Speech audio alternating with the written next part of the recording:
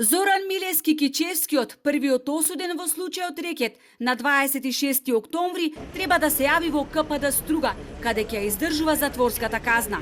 Тој денеска заедно со заменик адвокатот Ристо Новаковски се појави во Охридскиот основен суд, при што ја повлече молбата за одложување на извршување на затворската казна, која претходно ја приложи до КПУ затвор Скопје и лично го прими упатниот акт, согласно кој Милески за 11 дена треба самиот да се пријави на Теферич во Струшкиот затвор.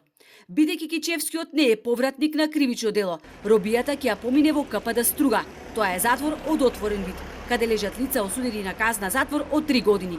Тоа значи дека осудениот ќе излегува од келијата секој ден, а ќе се враќа само за спиење најдоцна до 19 часот. Но за да може деновите да ги минува надвор, Милески ќе треба да се вработи во фирма која пак за неговиот ангажман на затворот ќе му плаќа месечно околу 18.000 денари. Ако не најде вработување, затворот ќе го напушта само за викенди или празници, а за тоа со повеќе дени келијата ќе одлучи управата на затворот. Инаку Милески првично според упатниот акт на 12 октомври требаше да се појави во истражниот затвор Шутка, но во меѓувреме доставил молба за одлагање на правосилно изречената казна затвор.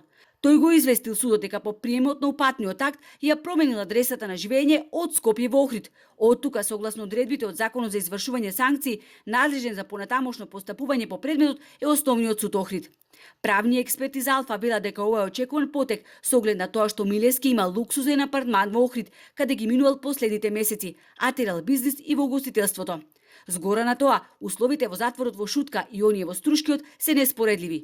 Овој вториот, вела добропотените, е помал со помалку осуденици, а и полесно ќе одржи казната. Оти во поголем затвор има и поголема контрола. На Милески, кој на почетокот од декември го призна делото за случајот рекет и за примање награда за противзаконско влијание, доби затворска казна од 3 години, сега му остануваат уште 1 година и 6 месеци, бидејќи половина од казната ја помина во притвор. Добар дел и во домашен.